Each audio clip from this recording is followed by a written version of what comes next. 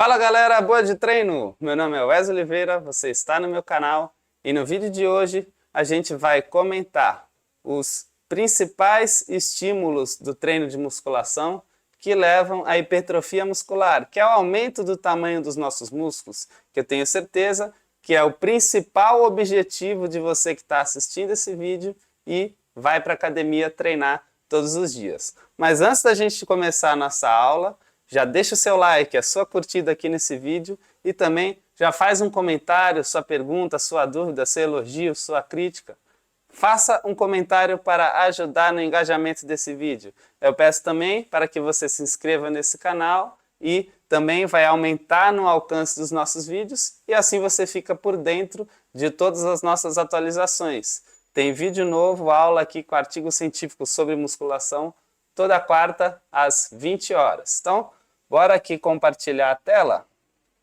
E aqui a gente vai falar hoje sobre um artigo, mais precisamente uma imagem desse artigo que resume muito bem todo esse processo que eu falei para vocês, do estímulo principal que é a musculação e a cascata de reações, das principais reações que ela causa no nosso corpo, na nossa célula muscular, que levam ao aumento do seu tamanho.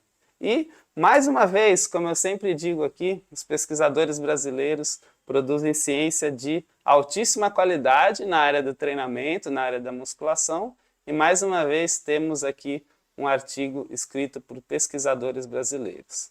Basicamente, a gente nem vai comentar muito do objetivo e dos resultados desse artigo, que é um artigo de revisão, que está com o tema que vocês estão vendo aí no título, né? Mas mais precisamente eu vou comentar de uma imagem, de uma representação esquemática, que é essa que está aqui na tela, que tem nesse artigo, né?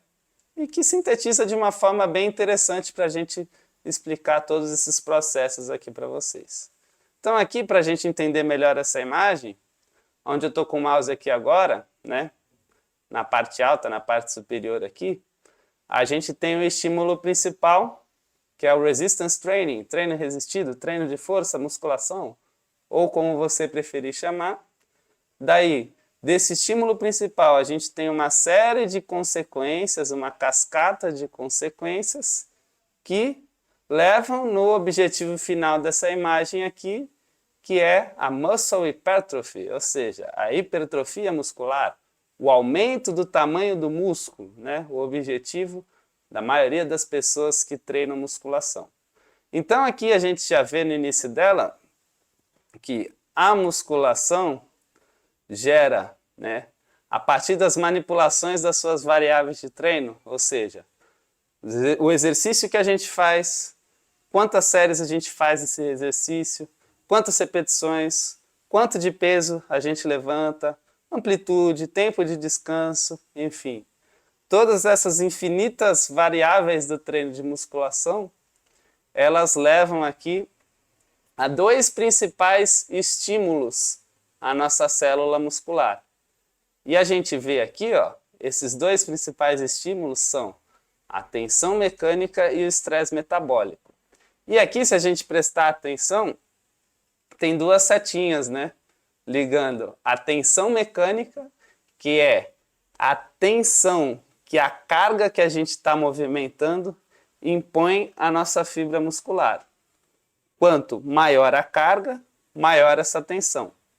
Se você faz, por exemplo, um exercício com uma grande amplitude de movimento, isso tende a aumentar o tempo que essa tensão está exercendo sobre o teu músculo e também, com uma grande amplitude de movimento, a gente tem essa tensão agindo por um comprimento maior do músculo. Então, são fatores aí que interferem na questão dessa tensão na fibra muscular. E aqui a gente tem o estresse metabólico. Para a gente fazer um movimento, fazer força, a gente tem que gastar energia. Daí, quanto maior a intensidade, maior essa tensão mecânica aqui do exercício que a gente está fazendo, maior vai ser o gasto de energia. Quanto mais repetições que a gente faz, maior vai ser o gasto de energia, mais séries, enfim. Vários fatores do treino interferem nesses dois tópicos e um tópico interfere no outro entre si, tanto a tensão mecânica quanto o estresse metabólico. Então a gente vê aqui que, apesar desses caminhos estarem divididos, eles também estão interligados, né? Mas claro, vamos explicar aqui cada um dos pontos para a gente entender de forma mais didática. Então a gente já falou aqui primeiro sobre a tensão mecânica, né? E um dos principais fatores para aumentar a tensão mecânica, sem dúvida, é o peso que a gente levanta, né? Então a gente pode priorizar nossa sessão de treinamento pensando nessa via da tensão mecânica para chegar até a hipertrofia muscular.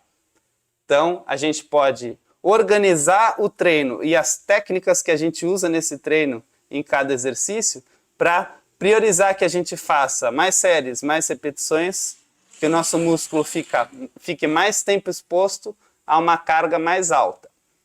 E o que trabalhar com cargas mais altas leva, né, prioritariamente ao nosso músculo, às nossas células musculares? Uma das coisas que gera esse treino com cargas elevadas é o dano muscular.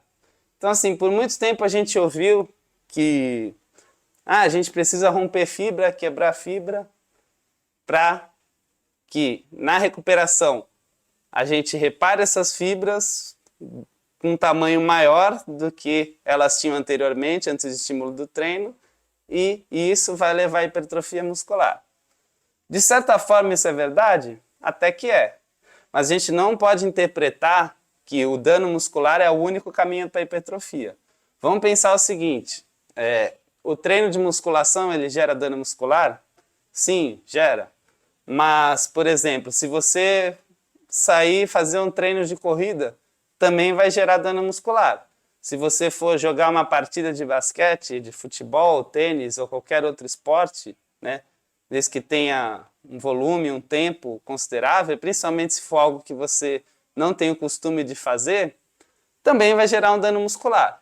E você concorda comigo que corrida, futebol, basquete, enfim, jogos coletivos, não são os melhores exemplos de exercício que levam à hipertrofia muscular, porém eles levam ao dano muscular também, né? Então, para a hipertrofia acontecer, ela não depende só do dano muscular, porém ela precisa de algum dano para que essa resposta gere um estímulo de hipertrofia. Porém, tem estudos dizendo também que se esse dano muscular for excessivo, e for sempre excessivo, ele também atrapalha no processo de hipertrofia. Então, existe uma dose ótima aí, né? Então, aqui, ó, seguindo nessa cascata do dano muscular, a gente chega no momento que esse dano muscular, na medida certa, esse dano gerado pelo treino de musculação, ele estimula a proliferação de células satélite.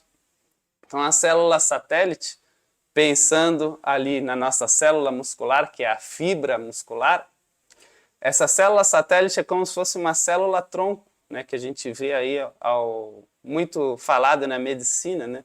Então, a célula tronco é uma célula que assume a função do tecido onde ela está e ela desenvolve uma nova célula ou aumenta o tamanho da célula, né, a depender do tecido que ela está, e assume a função daquele tecido. O raciocínio é o mesmo para o músculo, né? Então a gente tem a fibra muscular, um certo nível de dano muscular estimula a proliferação de células satélites e essas células satélites vão participar do reparo tecidual, que é o nosso próximo tópico, e esse reparo tecidual, no caso da musculação, com o estímulo correto e com os outros fatores que a gente falou, recuperação, alimentação, hidratação e também a sua parte genética, se tudo isso estiver bem alinhado, essa reparação tecidual tende a ser um pouco maior do que o tecido que foi lesado pelo treino, né? Que foi danificado, se é que a gente pode dizer assim, né? Pelo treinamento, e isso leva, né, um dos caminhos que levam à hipertrofia muscular. Aqui, se a gente olhar ainda para os estímulos que são, né, consecutivos a essa questão da tensão mecânica, a gente tem a mecanotransdução. Então, a mecanotransdução, ela quer dizer o seguinte: essas forças que estão agindo ali na fibra muscular durante o treinamento, né, muitas delas impulsionadas, né, pela carga que a gente está movimentando, elas geram estímulos mecânicos. E esses estímulos mecânicos na fibra, por diversos receptores, eles são transformados, né, decodificados em estímulos químicos. E esses estímulos químicos na nossa célula muscular vai elevar a síntese de proteínas que estão relacionadas ao crescimento da miofibrila. E aí a gente tem mais um nome novo, né? Miofibrila. Então, se a gente pensar no músculo, né? A gente tem o nosso músculo, por exemplo, o bíceps. Esse bíceps, se a gente for decompondo ele, né, o músculo a unidade maior e for decompondo em unidades menores, a gente tem nesse músculo o fascículo. O que é o fascículo? Um conjunto de fibras musculares. A fibra é a nossa célula muscular.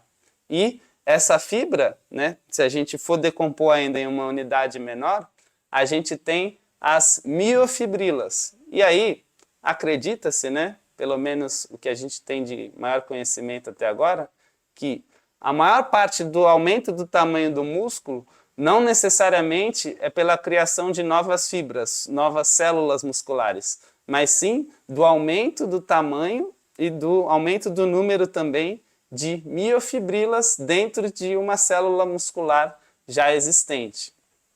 Então, a conversão desse estímulo mecânico que a célula sofre, principalmente com as cargas que a gente mobiliza, ao longo do treino, a conversão disso em estímulo químico também estimulam vias que aumentam o crescimento do número e do tamanho das miofibrilas dentro de uma célula muscular. Ainda falando da tensão mecânica, a gente tem aqui, ó, o aumento, né, da circulação, da produção de testosterona livre e da sua ação na célula muscular. Testosterona, como a gente bem sabe, é um dos principais, se não o principal, hormônio anabólico. Não à toa que a gente vê a galera usando testosterona, né, de forma sintética, de forma exógena, não a que a gente tem, né, necessariamente no nosso corpo, como uma forma, como um recurso ergogênico, né, para aumentar o tamanho do músculo e também a força muscular.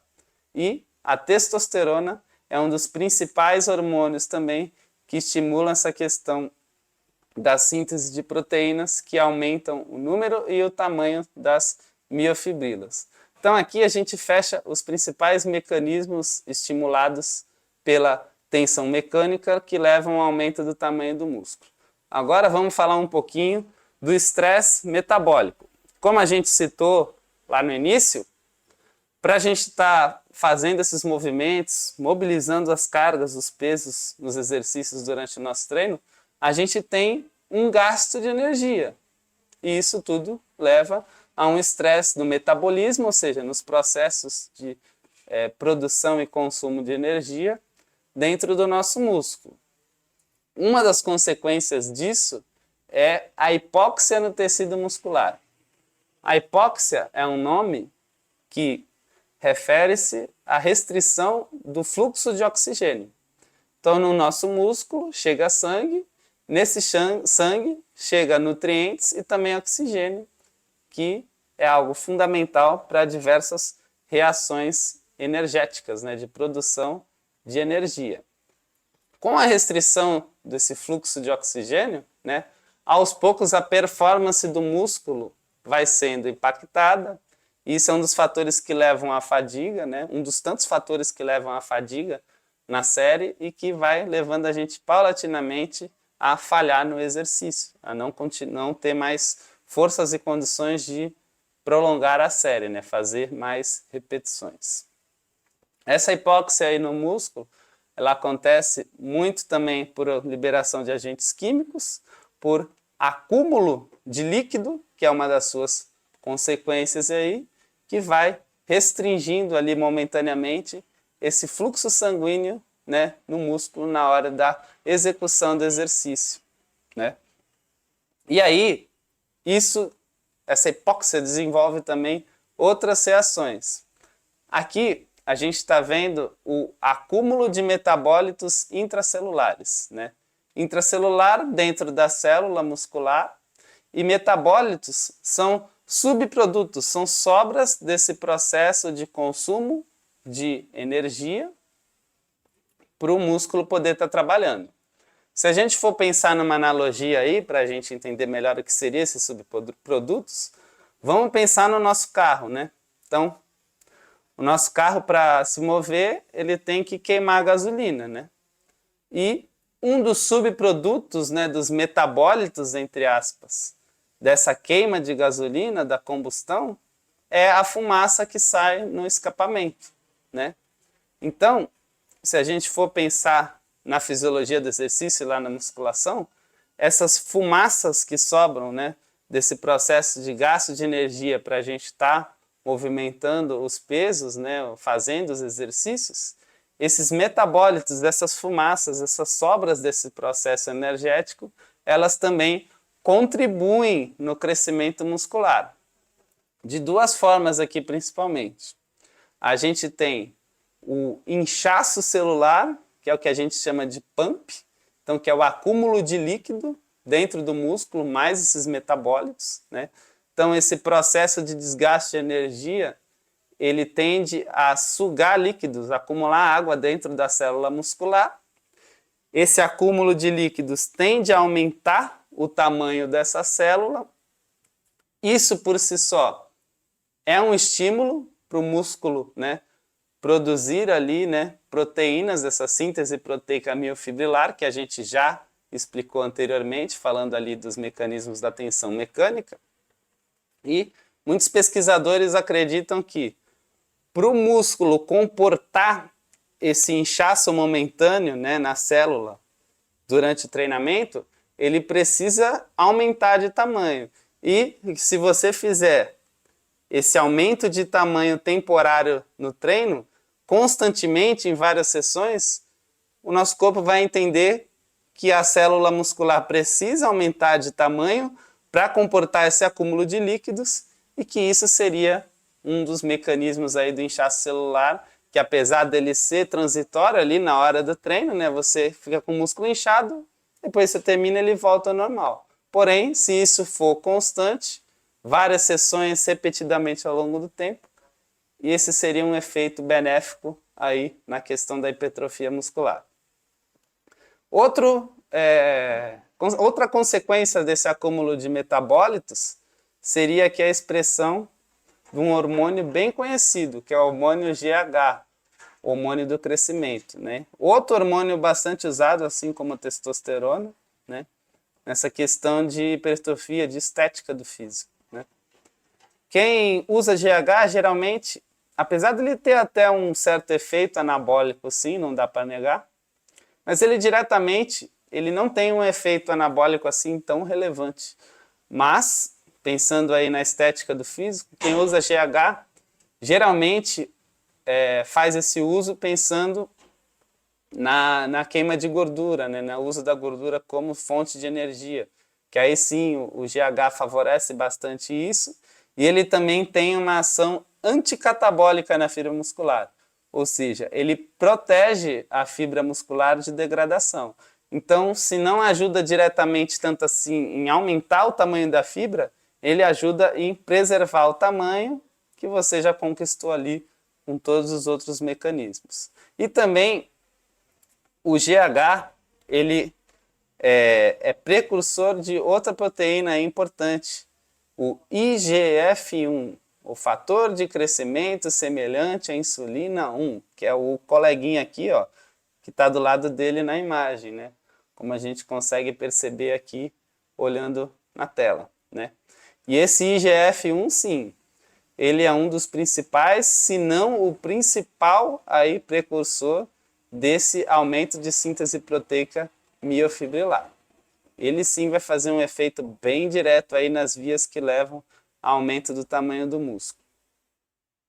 Aqui, ainda falando do estresse metabólico, ele leva à depleção dos substratos energéticos, né? Então, ele leva ao consumo do combustível muscular que é necessário para fazer todas as reações energéticas. Esse consumo de combustível que está armazenado lá dentro das nossas células musculares também leva, como a gente vê aqui na setinha, a estimulação do GH e do IGF-1, e ele também leva a outro fator super importante, que a gente chama de supercompensação dos reservatórios de substrato energético. Vamos pensar de novo no carro, né? A gente vai fazer um exemplinho aqui mais uma vez utilizando o carro.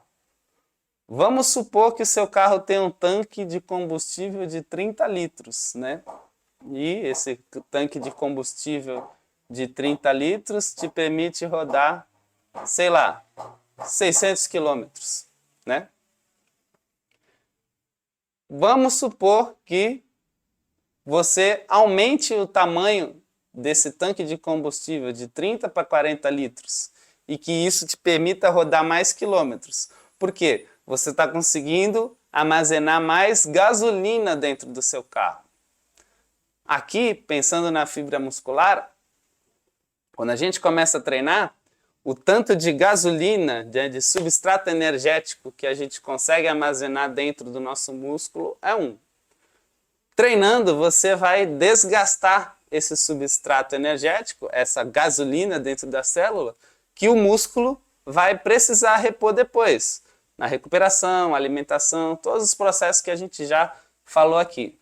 Se o corpo está percebendo que constantemente você está desgastando esse estoque de energia, que você está aumentando a intensidade do treino e que essa célula muscular está precisando de mais energia para dar conta desse estímulo do treino que você está impondo ele ali constantemente, o corpo vai aumentar esse estoque de energia, essa gasolina, dentro da sua célula muscular. Aumentando esse estoque, ocupa mais espaço. Ocupando mais espaço, o seu músculo aumenta de tamanho também. Então, basicamente aqui, ó, a gente tem nesses 3 aqui quadrinhos coloridos antes da hipertrofia, 2 deles são ligados à parte estrutural, reparo do tecido e a síntese proteica. É como se a gente estivesse aumentando ali a estrutura, a parte de carne, entre aspas, do músculo. E essa supercompensação dos substratos energéticos, esse aumento do estoque de gasolina dentro da célula muscular, seria a parte do líquido. Então é o que preenche, dentre outros componentes, essa estrutura.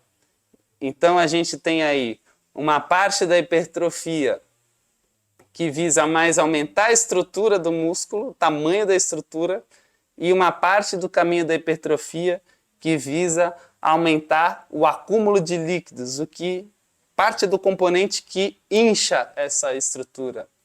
Lembrando que, geralmente, essa parte relacionada à construção de estrutura, ela é mais demorada para ganhar, mas também mais demorada para perder, e essa outra aqui é mais volátil, ou seja, a gente ganha com mais facilidade, não sei se facilidade é a melhor palavra, com mais rapidez do que essa outra parte estrutural, porém, a gente tem também mais facilidade de perder, ou melhor dizendo, mais facilidade até de manipular com as nossas estratégias de hidratação e alimentação, que é uma coisa que a gente vê muito aí no fisiculturismo, um pouco menos também em esportes de luta, como o MMA, onde tem que bater peso, mas isso pode ser assunto para um outro vídeo. Então, a mensagem de hoje foi passada.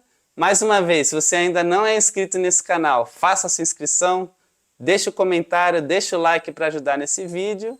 Lembrando que todos os artigos que a gente cita aqui estão na descrição, tem lá a forma de você encontrar e ler o artigo completo, que eu sempre recomendo. E é claro, se você deseja treinar comigo, tem a consultoria online Projeto 12, onde eu posso direcionar o seu treino, seja em casa ou na academia. Só clicar nos links aí e entrar em contato comigo que eu monto o seu treino. Beleza? A gente se vê no próximo vídeo então. Valeu, um abraço e até lá!